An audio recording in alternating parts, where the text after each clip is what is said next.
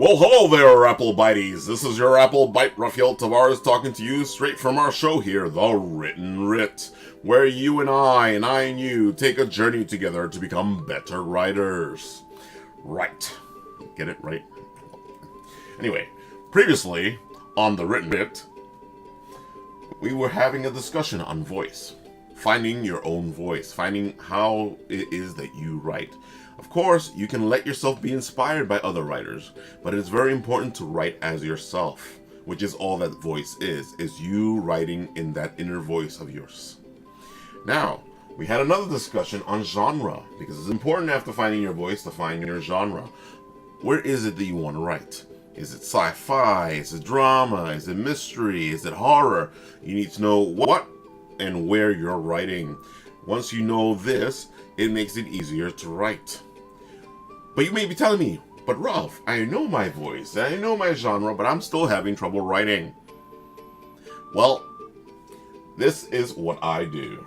I take a scene that pops into my head and I write. I write down the scene. Because we have these little thoughts, these little scenes that pop into our head all the time, but we don't think we should write them, or we just don't write them. What I'm telling you is write that scene. Because it's very important to write. You need to get yourself writing. And if you can get yourself writing, you can perfect your craft. The more you write, the more you perfect it. Just like any other skill or talent or whatever it is that's out there, the more you do it, the better you become. You want to get yourself writing. You want to keep writing. And if you're writing these little thoughts that are popping into your head, then that's important. If you feel like you have nothing to write, then why don't you take yourself and get yourself a journal. Yes, a journal. Yeah, diary, journal.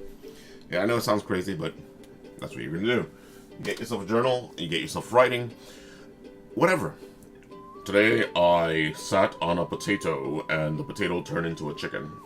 It's probably not what you're going to be writing in your journal, but hey, my brain works funny. You get the idea, though. You're going to be writing in your journal. You're going to be going. It gets you writing, which is what's important. Even if you're writing the stupidest thing, it gets you writing because you're going to try to figure out how to write that thing. If you challenge yourself, you can always challenge yourself to write what's happening to you in a creative way. See? Now we get our juices flowing. Because sometimes what we write as writers is what we know. Well, not sometimes, most of the time. So, get yourself a journal and start writing. You are going to write. And back to what I was saying, what I love to do is these scenes pop into my head all the time.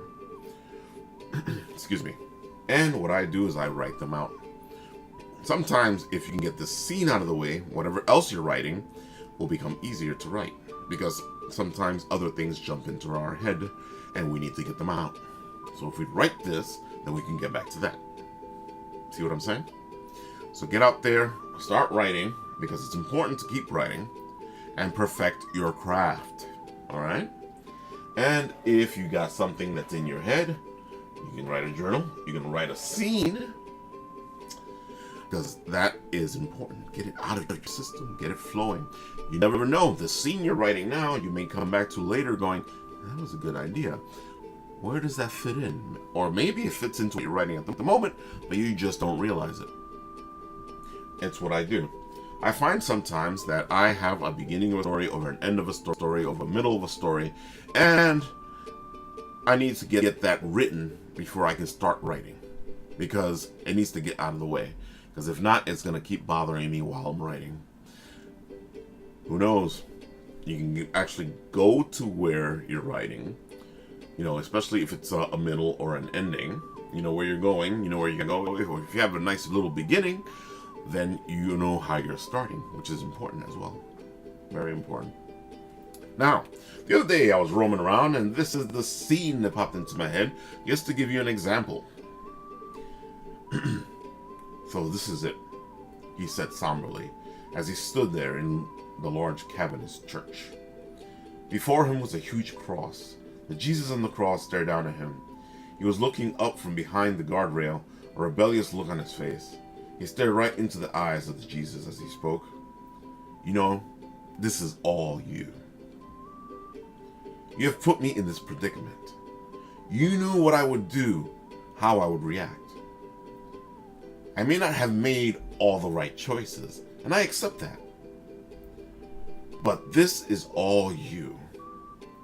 But Jesus on the cross stared down at him, his eyes peering into the man, staring right back up at him. The man doesn't flinch, he just stares right back defiantly. So this is the way it's going to be. I will do what must be done, but I want you to know that I know this is all you. I didn't need all this.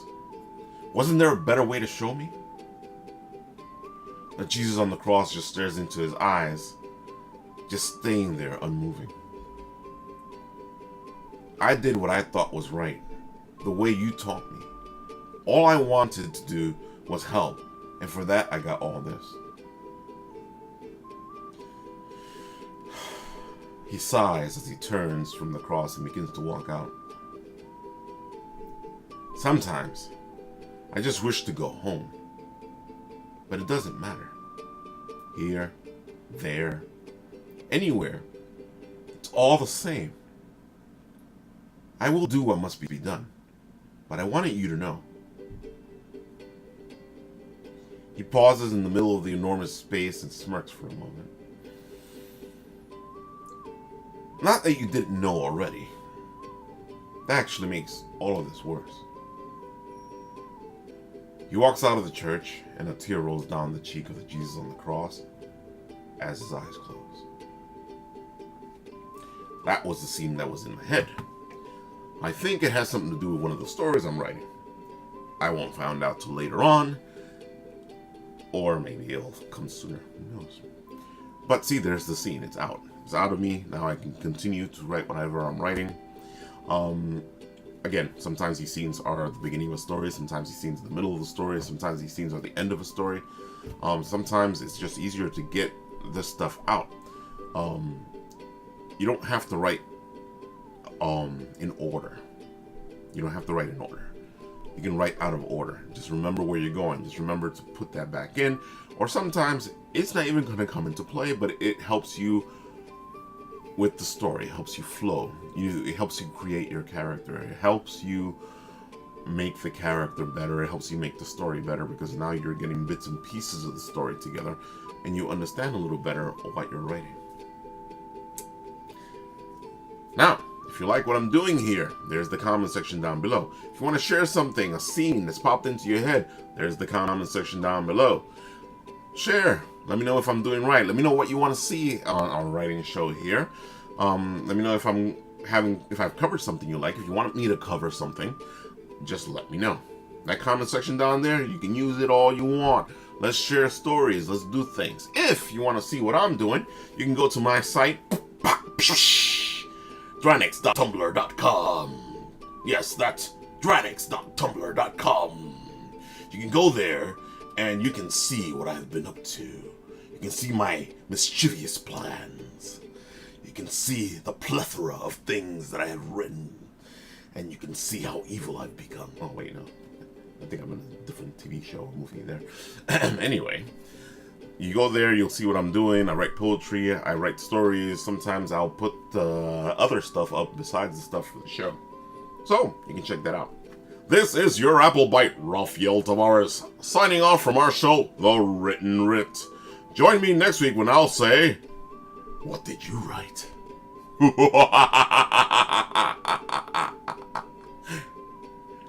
Well, you know.